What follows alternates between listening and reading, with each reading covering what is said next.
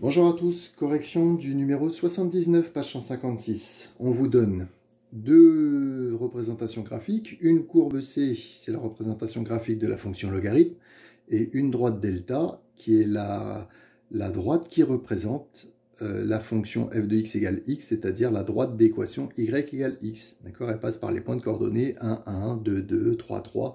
Donc vous devez reconnaître la droite d'équation y égale x. La surface coloriée et hachurée au tableau, c'est celle délimitée par ces deux représentations graphiques, et les droites d'équation x égale 1 et x égale 3. Et donc, d'après notre cours, cette surface, elle a pour R A, qui sera égal à l'intégrale entre 1 et 3 de x moins ln de x.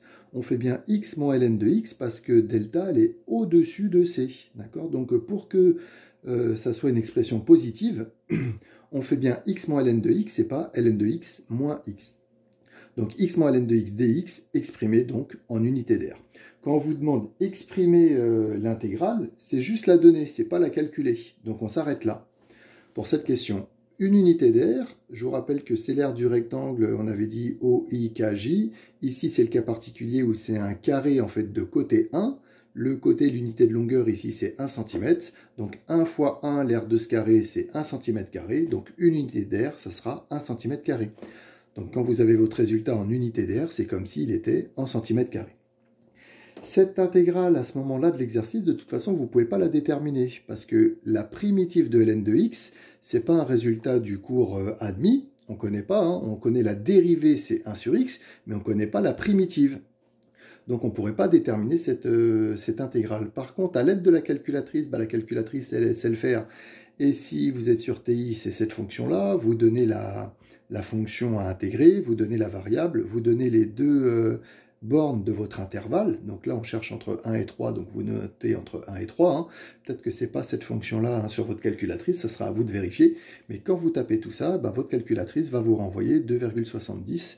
Et donc l'unité d'air, c'était en centimètres carrés. Et vous vérifiez si c'est cohérent, c'est-à-dire si cette surface coloriée ou hachurée représente bien, mesure bien 2,7 carreaux, c'est-à-dire 2,7 cm² ici. Alors, on passe au calcul de l'intégrale. Il y aura toujours une question intermédiaire, donc ici. La fonction qui a x associe x ln de x moins x, j'ai choisi de l'appeler grand F. Donc, pour prouver que c'est une primitive de la fonction logarithme, il faut la dériver. Donc, je dérive x ln de x moins x. X ln de x, on est obligé d'utiliser la formule du produit. u'v plus v'u, et la dérivée de moins x moins 1. Si je simplifie tout ça, je vais retrouver ln de x. Donc j'ai pris une fonction grand F, je l'ai dérivée, j'ai retrouvé ln de x. Ça veut dire que grand F est une primitive de la fonction logarithme, ln, sur 0 plus l'infini. Maintenant que j'ai ça, pour déterminer cette intégrale, je vais faire la primitive de x, c'est-à-dire x au carré sur 2. La primitive de ln, je viens de le justifier dans la question précédente, c'est moins grand F de x.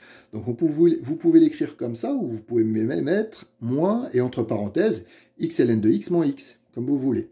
On passe au calcul, on remplace x par 3 dans cette fonction, c'est tout ça.